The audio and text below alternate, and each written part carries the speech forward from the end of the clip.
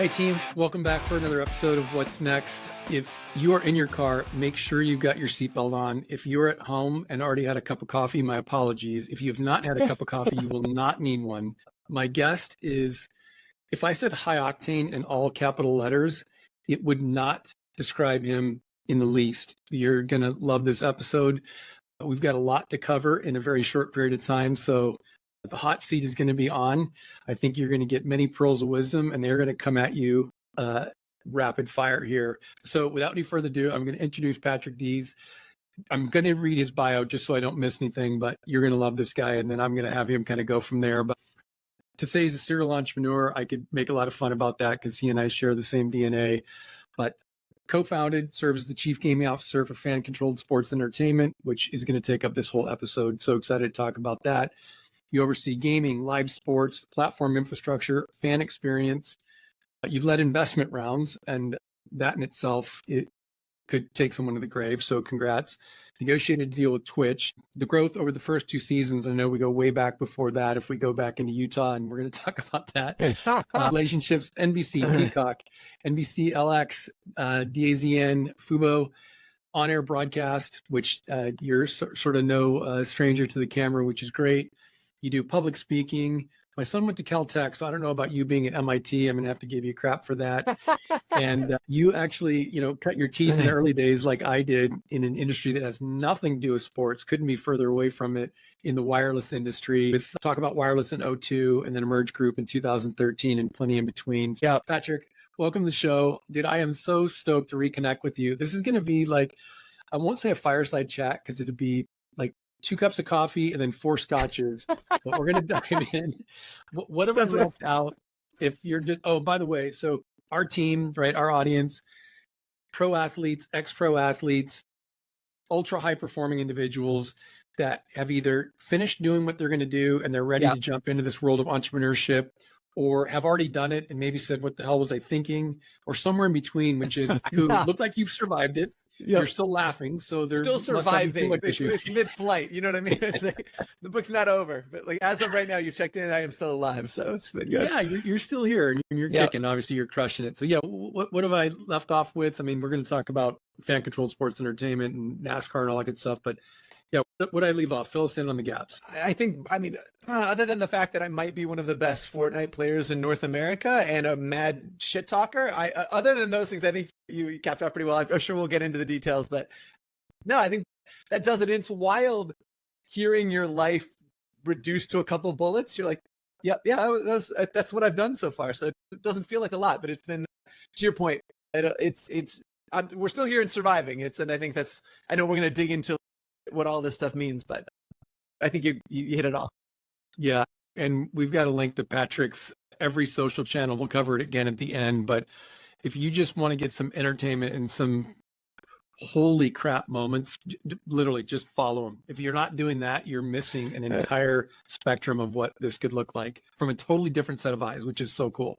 So my first question is there life for PD pre-entrepreneur? Were you ever not an entrepreneur? God, what an interesting question. And I want to ask that of you as well, because I think so much of this is hearing about your journey as well.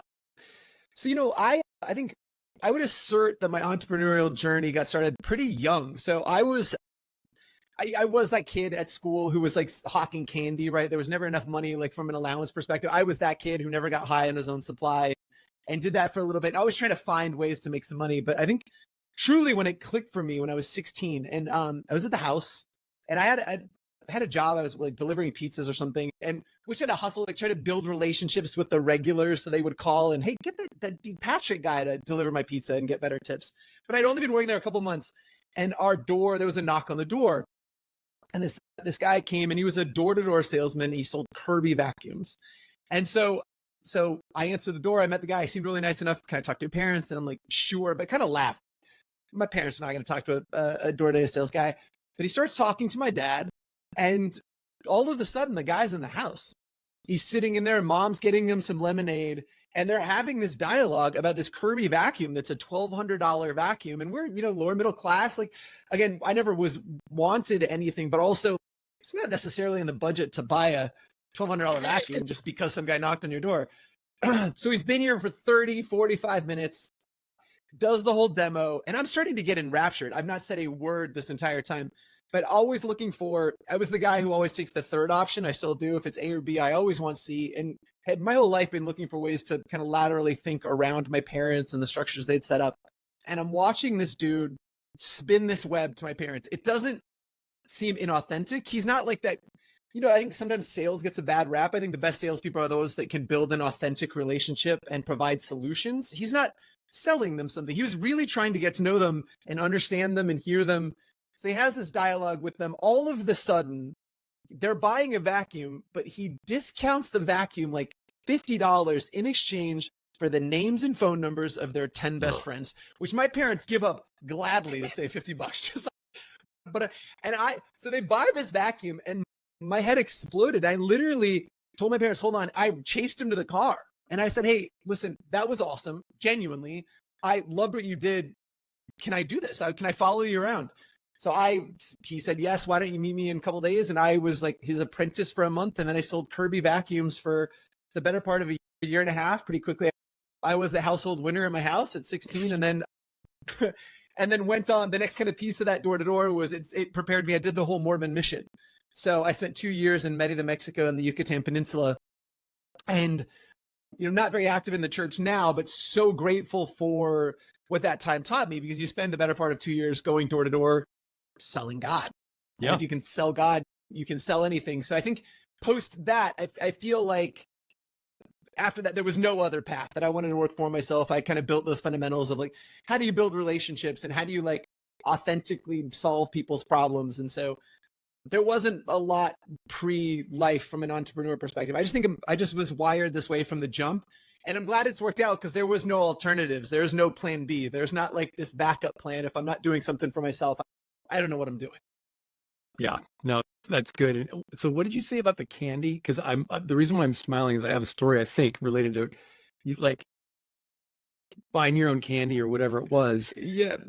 Totally. Yeah. So I would go to, there's an AM PM down the street. And so AM PM or better, when Costco opened up, go buy the giant tub of licorice and, or, you know, everlasting gobstoppers or fireballs, you know, and you buy the tub, and then I'd go sell them for 10, 15 cents a piece. It was like one of those guys. I always just had some candy with me. It was very neurotic. I never ate my own profit, right? Like I didn't indulge in that. And so I was doing that on and off. Anyway, that I could find ways to make a little bit of money at school, or, you know, sell my turkey sandwich for $1 or whatever it took to just food is fuel. If I can flip that to $1 when I was a kid, I was doing it. Well, so that was the first time I got kicked out of school. I was in middle school and I worked at a liquor store stocking the refrigerated section of all places. Okay. And I remember the store owners like, hey, can you come out front and stock all the candy? And I did love candy, so I wouldn't have fit into your profile. And he's like, hey, if you do all this, you can literally pick a whole box of whatever you like as like your bonus. I was like, oh, that's how cool. I love now and laters.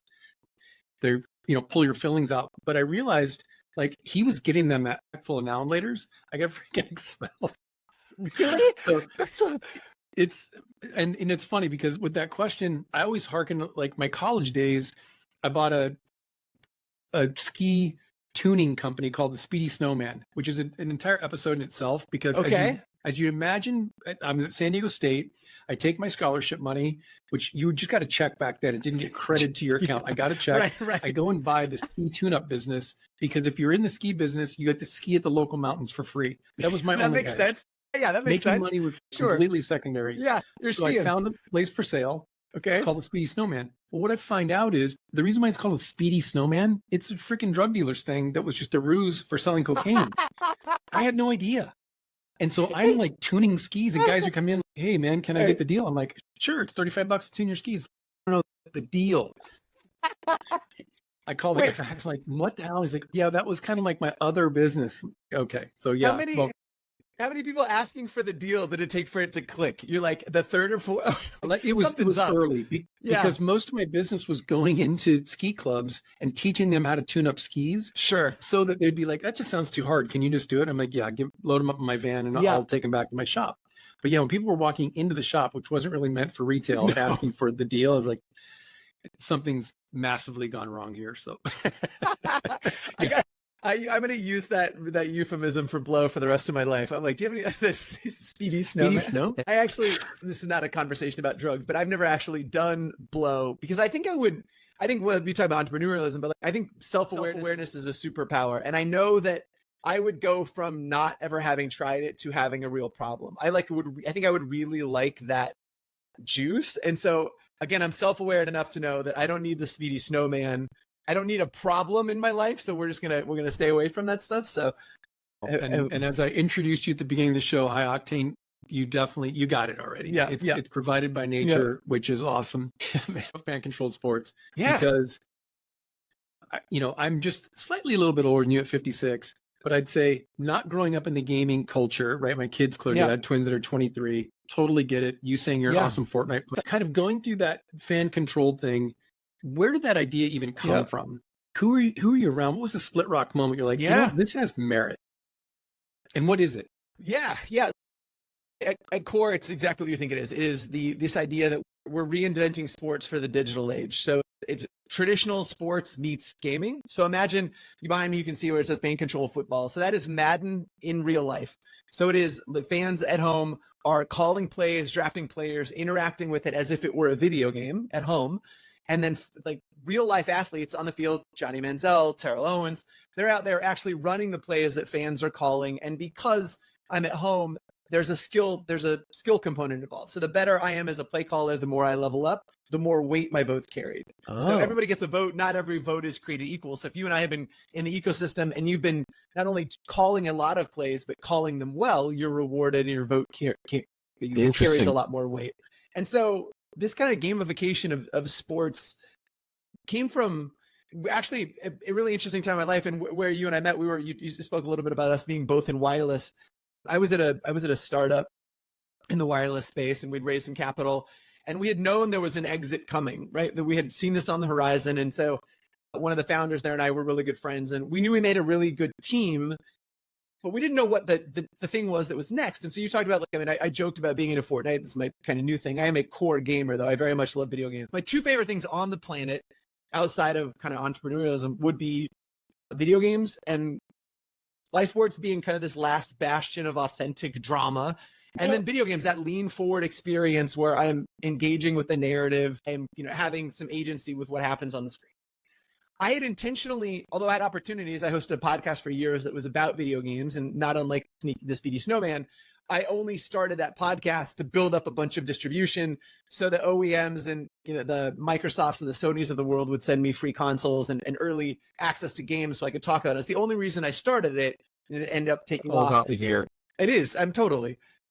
And I love talking about games anyway. I would be talking about it, so let's record it, getting out into the ether and be rewarded for it. So I'd been video games adjacent for a long time, but I'd always been, and I want to hear your perspective on this, I'd always been really trepidatious about tying my livelihood to hobbies, these things that spark joy, the things that actually matter. I never wanted that stress of, and we've both been there, how do I make payroll? How are we raising this next round of capital? I never wanted that to be conflated with things that I had thought about as an escape. And I think maybe really naively, I don't think I totally grasp what that can make when you're passionate about it. I wanted, hey, this is how I am making a living.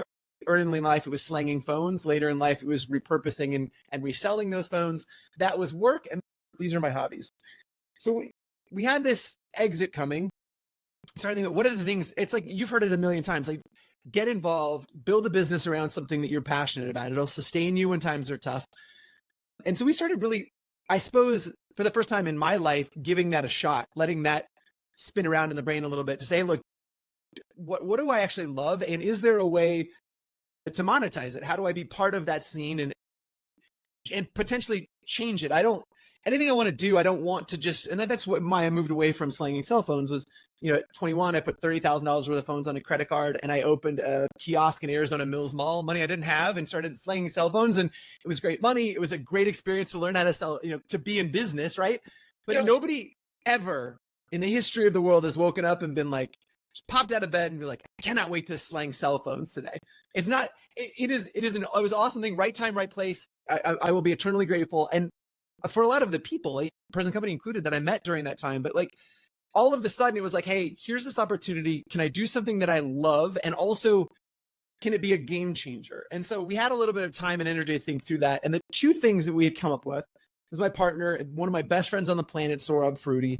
He might be the world's biggest Cowboys fan. And to the point where, and I know you know this kind of guy or person, where I ended up watching the Cowboys on Sunday so I would know what kind of Monday I was going to have. You know what I mean? Like when I had an awful game, I just buckle up because Monday's going to be rough, right? And so weirdly, I was following Cowboys a lot more closely than I would. Grew up kind of a Niners fan, so it felt like I was cheating on my team. But he joked, we were sitting in an office late after work one day having a beer, and he's like, look, I just want to buy the Cowboys, right? And I laughed a little bit because I was telling you this earlier. The exit's not going to be big enough for you to buy the Cowboys, but also, but like Jerry Jones is going to outlive us all. That guy's going to be 237 years old. You're not buying the Cowboys. Yeah, and they'll never be for sale while he's alive. At all. I mean, right. So he's probably got a basement full of young children that he's siphoning the blood off of and will outlive us all. And the thing that I love would be, we talk about sports. Here's this video game thing. I learned the rules of football through playing Madden and Tech Mobile when I was a kid. My father might be the best dad in the Northern Hemisphere, incredible guy, but wasn't the guy that was going to sit down with me and mentor me around sports, right? He grew up, he did actually end up playing a little bit of football, but his passions when he was in high school was like debate club, and he was a vocal ensemble guy and a drama kid. So he's not going to sit me down and talk about, look, there's 4 downs, there's, it's 11 on 11. So video games taught me all of that. And because of that, this idea of real-time play calling had always been coupled with my sports experience. So anyway, fast forward a little bit. We said, look, like, you want to buy the Cowboys? I love this idea of having there be this lean forward experience. And so that was when we first started ideating about how do we couple those? If you were to take a step back and said, how do you reinvent football? And then we'll go on to other sports. But if you were to reinvent football for the digital age right now, what would it look like? And we went through that exercise. It would be, and it ended up being what fan control football is. Games are like an hour long, right? It's a fast paced, moving. It's 7-on-7. It's this lean forward experience where I'm calling plays. I am drafting my players. I am picking the coach, all of those things, and have true ownership over the team in the sense that I also choose the branding and the name of the team and all of those components. So I feel a deep ownership to it. And then we decoupled, and we can talk about some other stuff here, but we said also, I think you would decouple geography from that, right? Again, it's a bit antiquated to say, hey, we're the Cleveland Browns or the New York Knicks. Like this idea that most sports are a global thing. American football a little less so, but Mark Cuban really inspired me of the Dallas Mavericks. For years that team just was an extension of his swagger and his energy. And so we said, hey, look, how do we Mark Cubanize all of these teams and say, how do we tie and groups of personalities to these teams to give them a swagger? So there's these different type of archetypes me as a fan can align with versus saying, I don't know, they're in Miami. Because if I'm in Germany or France, none of those things don't matter to me. I want to align the coolest looking team and the team that makes me feel like I am part of them. So that was kind of the genesis of it. And we had a long road to get there, as you know how that goes. But that's when we first started thinking about it. It was during that road up to the exit and what did that next step. And it was the first time that I ever thought I can go chase something that I just love with my whole heart, right? I can finally merge those two worlds about my passions and things that I'm doing for a living. And I'll be grateful that I eventually took that leap because, but prior to that, I'd never even considered it. Yeah, that was going to be my question. So you've done it. Do you look back and say, the good, bad, and the ugly? Do you look back and say, maybe not, maybe I should have just looked into the market and said, that's kind of the adage, right? I look into the market, I see what's needed, then I go do that. And I think you and I ended up there in the cell phone world. I'm a sports guy. I played pro soccer. It's in my blood. Most of the things I invest in are around guys like you. This is what I do. I do sport and technology, but the idea of working with my business partner and still one of my best friends, Rob Emery, who was in the cell phone industry, was I get to go build a team. And so your question of, can you pair this with what I love with my occupation and my vocation, right? Can those two things kind of coexist? That's how I reconciled it, right? But at the end of the day, it was still the cell phone industry, which was great timing for us. It was awesome. Sure. But it really wasn't that industry wasn't my calling. Building a company was. And that's what I found out. Like for me, that's okay. Affirm for me, if you want to be in Nirvana, go build a company or work with founders who are building companies in sports tech. Boy, that'd Yeah. be awesome. Yep. But how now that you're, a couple of years removed from making that leap, doesn't sound like you regret it, but any thoughts on would you change anything, in that transition? Because I think that speaks to our audience, right? Which is I'm ready to make this transition or I'm doing it. You've got investors in your league that have made that transition from Yeah. superstar player to now team owner, business owner. As you made that journey, what would you change, if anything? Oh, man, what a question. So first of all, I want to double back on the fact that you said that building a company was your calling. And I just want to say on a personal note, that was really evident in your company. You guys were like were something that I ended up modeling culture on much later. The culture on the company that you built was evident to everybody else in that space.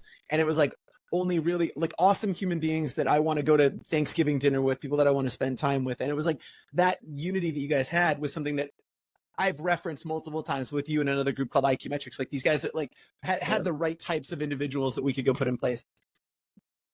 Do I regret it?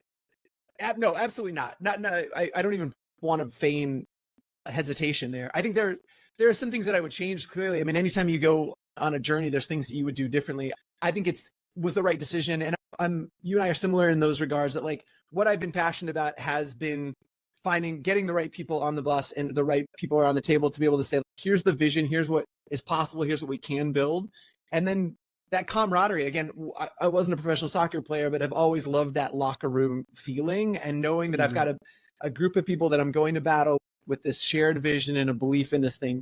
I wouldn't change that at all. I mean, clearly there's every step along the way. And I think if you're not going back and introspective and saying you're a different human being than you were 3 years ago, 5 years ago, 8 years ago, then you're doing something wrong. I don't think if there's not things that you wouldn't have changed, and I mean, even people that are wildly successful, I think there are like opportunities to find inflection points. And like one of the things that I think we would have done a little bit differently, I think we were really early in a lot of regards. We were ahead of a lot of the technology. You talked a little bit about the relationship with Twitch. This is this like purpose-built platform for interactivity. And when we approached them with it, it was right after this. Did you know? Have you heard of this? Twitch plays Pokemon, Brian? Did you hear about this years ago? No. So it was this thing. This grew up organically on Twitch. It was somebody set up a Pokemon, a video game of Pokemon that was played and entirely controlled by the chat. So everybody could press up or down or left or right, and it would move based on what people were saying. And so it was hard to watch, but eventually the crowd got it and played the whole game as this like months over, but they did it. Twitch beat Pokemon, and it was all built in the chat. And so when I went to Twitch, at a C level, I went and pitched them on this is Twitch plays football, Twitch plays sports. And so we were there ahead of a lot of the integrations where it's like visually you can choose a play and see all of the diagram. And so if anything, a lot of what we were doing, this lean forward, this gamification of things right now is very, like literally you can't go buy a bagel without joining the rewards club and earning 62 bagel points and spend 44 bagel points on a t-shirt. Everything's gamified in a way that I think is good. It gets a little exhausting, but like we were ahead of all of that. So I think so much of what we do, and you talk a little bit about what we did in our previous lives, is about timing and meet the market where it is. And you want to be early, but not to the point where it's like, it's just not too, people weren't ready for it in some regards. So I think I would go back and look at timing in a lot of different contexts. So in saying that, I'm pretending you and I are sitting here at a whiteboard and maybe I'm drawing and you're talking. Man, this is literally so spot on with the questions we get on the show, right? Which is, okay, I see this opportunity. It could be as simple as I'm buying a franchise, right? Yeah. That's the opportunity. But I see the opportunity. I do have a sense of the timing and I don't know if I'm ready.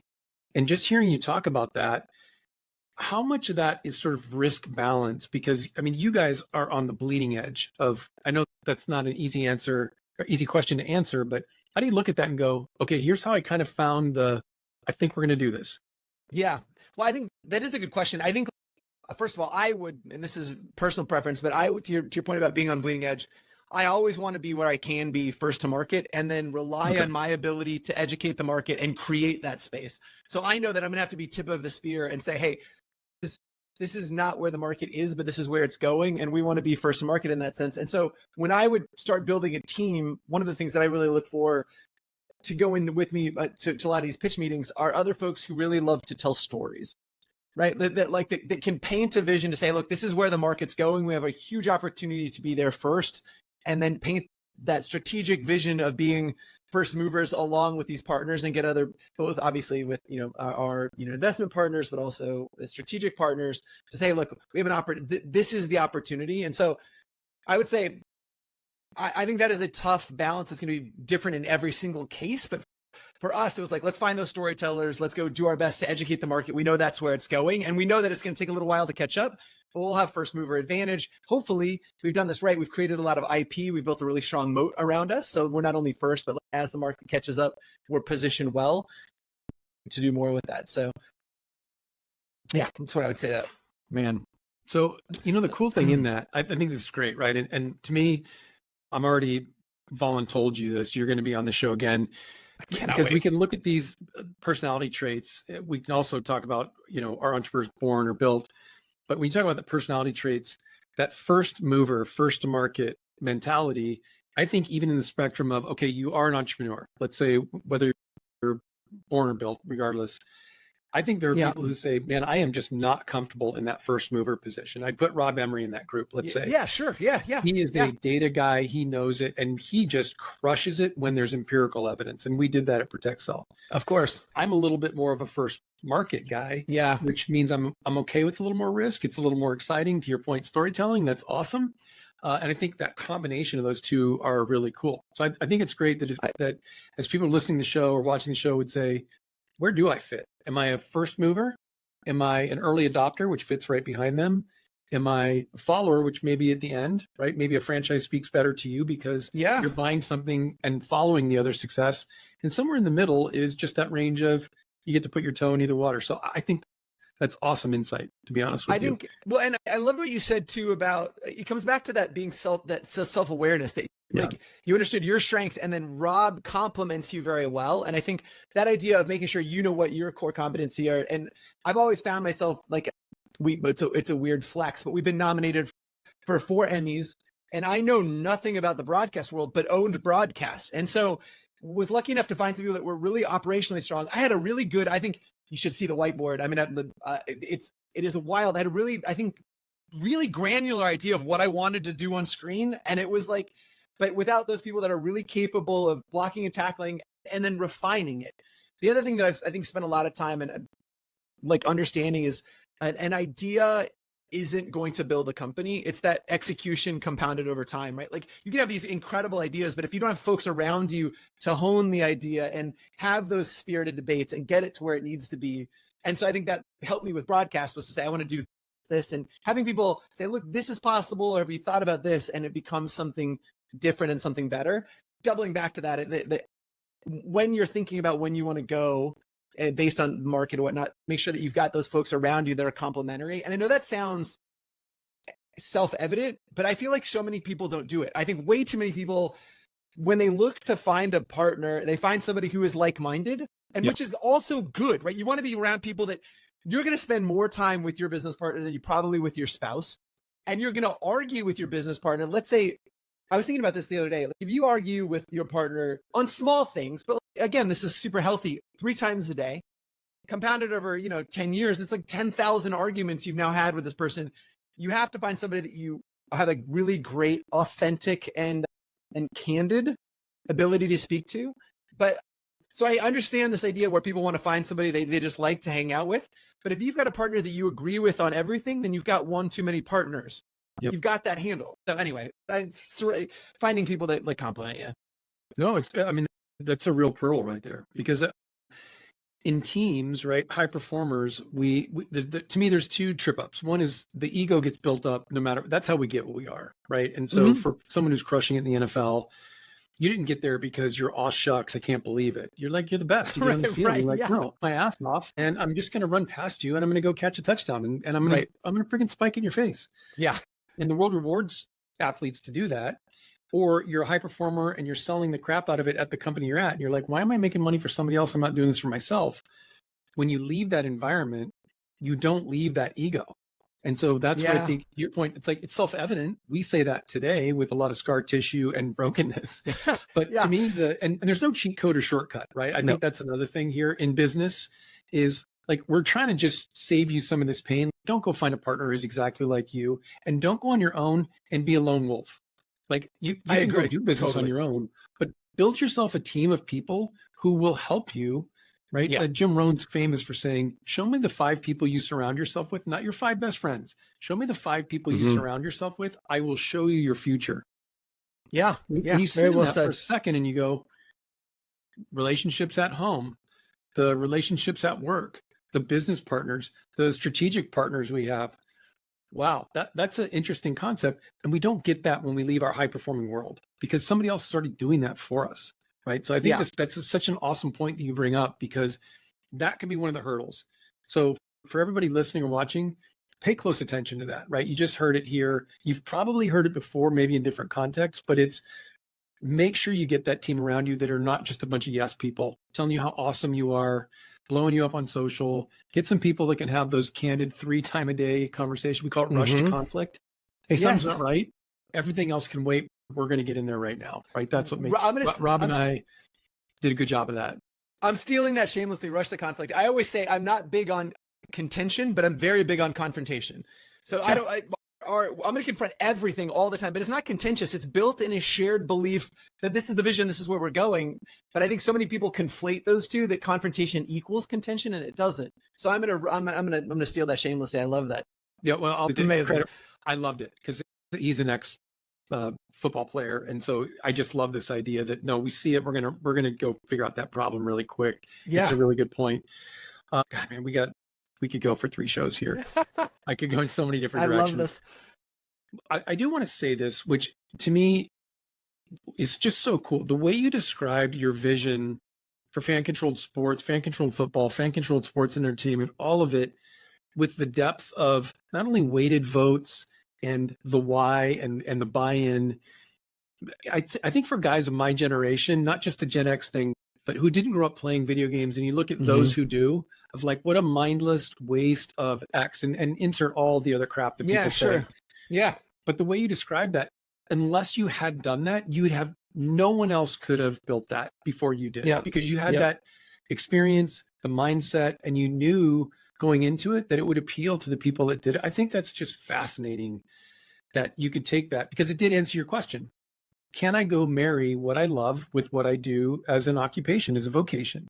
And I've always believed that to be true. And I think you just harmonized that yeah, you can. Actually having that experience, I literally get to do this. Yeah. And I think it works too, again, from a timing perspective. You asked when's the market right? I think with this advent of the explosion of fantasy football, like everybody, you're probably in a league or 2 or 3, and I would pay good money to be in the shit talking chats. And also, all the time. Right, okay, sorry, I'll loosen up a little bit. But there's the advent of fantasy football, and then also Madden, right? The football specifically, fan IQ has never been higher, right? So then our bet was that collectively fans would make, good decisions for these franchises and lead them to, toward victory. So, okay. So in the spirit of being self-aware, it's interesting because on an earlier show, we had Chris Como, who's a very famous golf instructor, talking about his ability as he helped other golfers, right? Like Xander and Bryson and Tiger. He was helping them break down their deficiencies. He never really did it for himself until of late, and going through this like self-reflection. And it's fascinating, right? Just to do that. As you look at it, when you see that, using sort of a superhero term, what's your kryptonite, right? We talk about superpowers. I think we've kind of got the idea that you're really good at seeing a vision. You're a quick start. If I took your Colby Index, you're the guy who needs people around. You're like, great idea, I'll go get it done. Yeah. But what's your kryptonite? Like, now that you talk about this self-reflection, you got a young one at home and having those thoughts, what is it for you? What's kryptonite? I would say I'm gonna answer that in 2 different ways. So when this is one of those things that, like, have you ever had this, Brian? Have you ever learned something and then relearned it and then relearned it and then relearned it? Right. One of those things is my kryptonite is saying no. When Dave Edmondson came in and purchased Dave, he was former CEO of Radio Shack. He's a back of the napkin preacher, grew up, she's a really incredible guy, came in and had purchased a startup. And when I had made the decision to say, look, I want to build the house, but I don't know that I want to live in it. When this from 0 to 1, we built this thing and then sold it. I don't know that I wanted to continue to be in that space. I wanted to go try something new. And so I kind of made my decision that I was going to leave. And the one thing I was bummed out about was that I was not going to have an opportunity to kind of get mentored by Dave.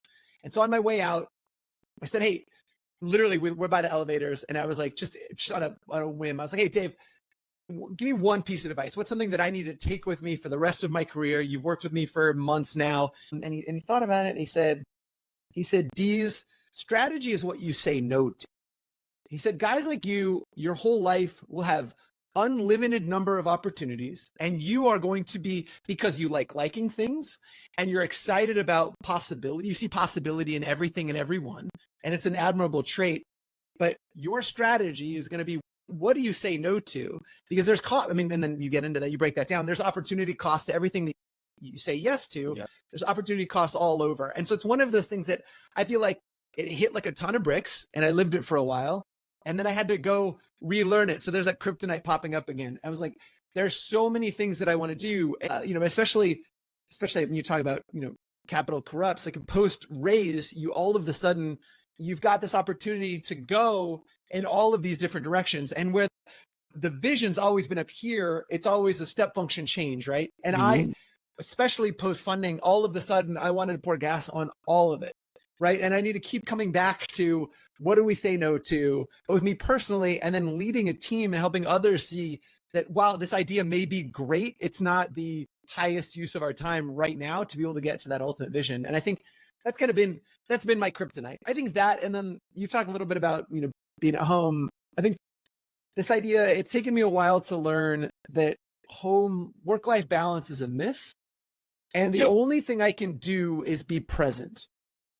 And what I mean by that is, at work, when I'm 100%. Like I am present, and with every individual. I mean, I say that at the beginning of all of my one-on-ones is we'll reschedule if I need to, because I want to be present in there for people. And the same thing when I'm home, right? I've got to be dialed in. This is what I'm doing. These are the people that matter, and I love it.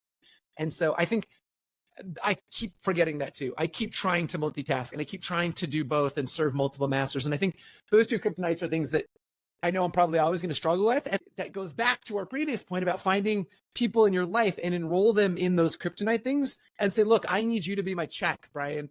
If I am saying yes to too much, I want you to come back and challenge me on that and tell me, like, hey, just why are we saying yes to this and this, right? As opposed to or. And I think it comes back to the folks that you surround yourself with.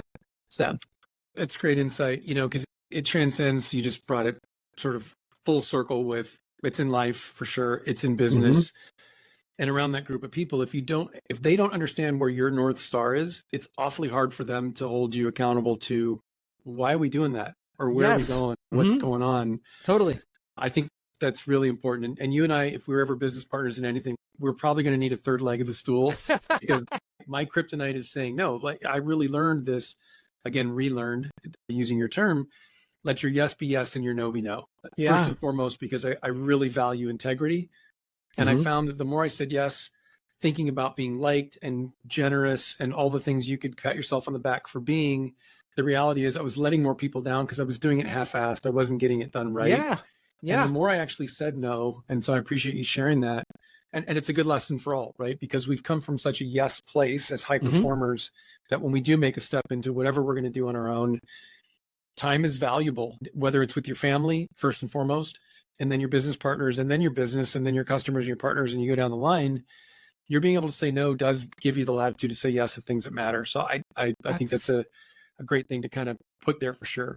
It's so true. And I think some of that, I've been introspective about it, obviously multiple times in my life. And some of it comes from ego, where I think that again, it is an irrational belief. I've heard that no rational man ever changed the world. And I look at that when I think about entrepreneurs and founders that I'm going to invest in, is, do they have this irrational belief? You think about Travis that built Uber, right? Like this idea that there would be one day be an app where you press a button and a stranger would show up at your door, and you would get in the car with the stranger and they would take you to the airport. That isn't irrational. That is such a bold vision. And so I think, but I've got this irrational belief that I can do everything. And that's where that yes comes from, because it feels well, yeah, I can do that also. We can get that Right. accomplished. And I know that it's a check to be like, hey, look, to your point, if it's worth doing, it's worth doing well. So I'm more in integrity in the event that I'm able to come back and say no to those things and give people the right time. I couldn't agree more. Yeah. The statement I have in my office is I am more at risk of dying of gluttony than starvation. In Oh, I either like that. case, it's a reminder to me that the more you say yes, the more yes comes at you, right? So I Yeah. really have to be cognizant that more is not more. And it feels good at times, to your point, but it's not. More is definitely not more. Okay, before we wrap, I know you Yes. guys are moving now, or really have already moved, but it feels super new here. Moving into Yeah. NASCAR, Yep. like, how is that going to work? What the heck? Yeah. Like, lay it on me. Oh, well, so let me ask you this. Are you a big NASCAR fan? Do you know much about NASCAR? Is this something you is in your blood? You know a lot about it? I feel like that's, are you a Catholic question? Yeah, because my dad is, right? Right. So, Yeah, you know, sure. so I'm going to say no, but I did get a chance to meet Dave Alpern, who's in charge of Joe Gibbs Racing, Okay. at a Yeah. Young Life event, and he invited my brother and I to a NASCAR event. I'd never been to one live. And so prior to that, to say I was a passive fan would be an overstatement. Sure. Having gone to an event, I am like, I totally get it. I mean, we were down in the pits. Yeah. We're business partners in another venture with Michael Jordan. I got to see both his race teams, how he was talking to his race teams, how Joe Gibbs like was talking to his team and then prayed with his team, like on the track. I was like, oh my, this is so crazy. So I get it. I totally get the draw. I'm still like, yeah. What? Well, so it's why. So I love that you said that, because I think that was revelatory for me to understand that it is a small army of people that have to work all year long to get that car to be able to go to one single race and go left for however long. I had written off, this is a big learning for me too. I'd written off my entire life at NASCAR as, and if you'll forgive it because I'm not denigrating anybody, but I always thought of it as a bunch of hicks that were taking left turns for a living. It just wasn't like, I'm a football guy. I like these high impact, high action sports, watching a car go in a lap. I knew that was for some people, but it's not my jam. Not a big country music fan. That's that culturally, I'd written it off because I really naively, and we had an opportunity. So to say, look, to like really start exploring other leagues, what would be a way? We've got these giant tentpole leagues, fan control football, fan control hoops is coming, which is like NBA Jam in real life. So we can get into that a little bit later. But like we had this opportunity to say, what are the partner leagues out there? NASCAR, PGA, and whatnot that we can partner with that I'm never going to build my own golf series or I'm a race series, but I can partner with. It becomes something that I can cash flow. That's an R&D opportunity to say, hey, how do I keep fans engaged 365? So they've got between these, seasons of fan control hoops and fan control football, they've got things to be able to continue to progress in that they can call plays. They've got this lean forward experience. And so to fast forward a little bit, I just had really naively, I don't think I understood the real-time decisioning that went on during the course of a race. And so we had an opportunity to talk to NASCAR about it. And NASCAR, that we talked to the C-suite, they're like awesome, genuinely really good people. And it's clear they're wildly smart. This idea, again, we talk about opportunity. They're both a slow-moving institution, and I think it's a little bit of ahead of where they were thinking. And so we went a little bit smaller and said, hey, and maybe this is a little bit of my chip on the shoulder, said, I get it. Timing's not right now for you guys to turn all of NASCAR into something fan controlled. We went and sponsored and bought an option to buy a team that was willing to turn over reins of what happens in those real-time decisioning moments in a pit crew to fans. And so what does that mean? So fans get an opportunity they choose the driver. So we put 4 or 5 drivers up. They all rally the fans. They make messages, fans up. So they've got these votes leading up to the race. So it's driver, livery. So they choose what the car looks like. So after all of this smack talking, which you cannot get a NASCAR guy to smack talk anybody, Brian. It's brutal. We kept trying to bait them. I was like, well, tell me about so-and-so. We'd even lie. Like, he said, you're bad at driving. He'd be like, no, he didn't. And blah, like, they're the nicest human beings ever. And I guess it's probably smart business to not insult somebody that could hit you with a car. That's very well known, but yeah. But once they made their cases, we choose the driver, the livery. What does that paint scheme look like? So it looks like, and again, it goes back to that fan buy-in. Like, I had something to do with this car. And then right before the race, they have all the technical votes, stuff that's way beyond my pay grade as a NASCAR neophyte, but spring weight and a bunch of balancing of the cars. And that comes directly from our crew chief, who feeds our team the decisions. Fans actually tune the car. And I'll just take a step back. That we always, as an ethos here, we put fans in a position to be successful. So that means you can't, like in football, you can't put your grandma in or punt on first down. Those are, every decision you have are ones that we want to make at any given decision. It's good, better, best, but there's no like awful decisions. Obviously there's ranges and you're not going to put the car in danger. But let's like, how do we fine tune it? So fans are making these decisions. And then during the race, we're embedded with the crew chief. And so as the race goes on, there's all these decisions that they've got to make based on what's happening in the race. Coming out of cautions, are they high line or low line? So fans can look at the track and they say, look, I think we need to be high line. They vote, fans make that decision.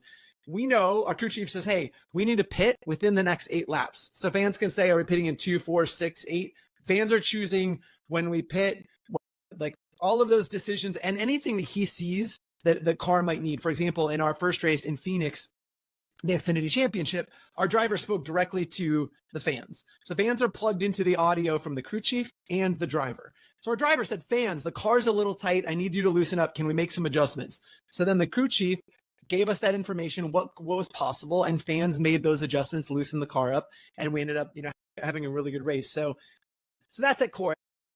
To distill it, it's fans are the virtual crew chief. They get an opportunity to decide everything that happens during the course of a race. We finished 11th at Talladega, which is a wild experience. On our next show, we'll talk a little bit about Redneck Burning Man. But we finished 11th. Fans did an incredible job. And it's proved that thesis that fans' IQ is incredible, right? That collectively, they're going to make these right decisions. They're going to put us in a position, we qualified, 37th or 38th and finished 11th.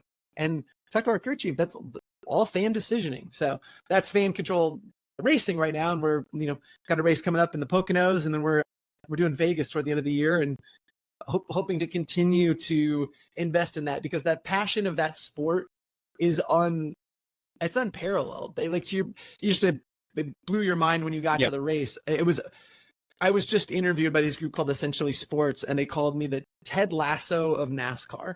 And I laughed a lot because, I think it's apt, because he's, nothing about the sport. And I was like, I do not. And he goes, you wildly actually believe that you're going to win. And I was like, I certainly do. And so I'm so enamored in the way that Ted Lasso is with soccer, all that goes into this, and I'm learning every single day. But what's been exciting and it fuels us is that passion that the fans have for it. And they can't wait to get closer to the race and get to know the drivers and hear what goes on in real time, access that they wouldn't have had otherwise.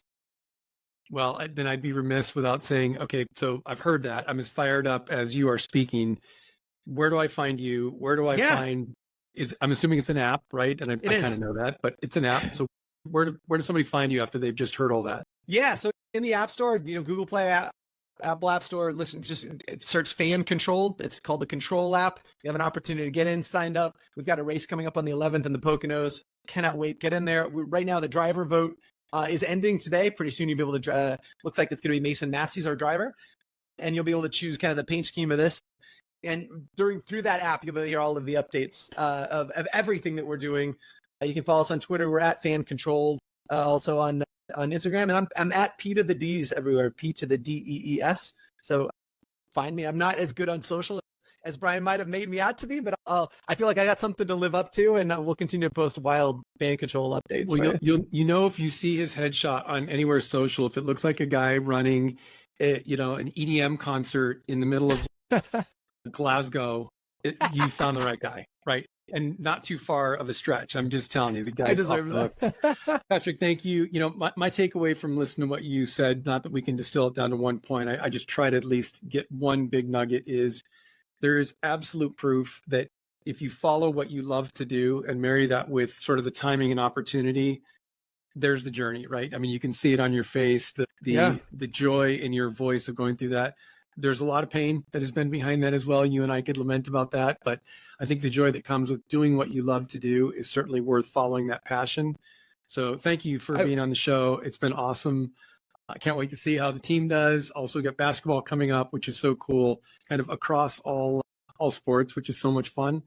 So, hey, thanks for joining us on What's Next. As we always say, it's not about what you did in the past, but discovering what you can do next. If you like us, subscribe, send us some notes. That's how we get better. That's how we bring you more awesome people like Patrick. And Do it. have a great day. Thanks, Patrick. Thank you, Brian. See you guys.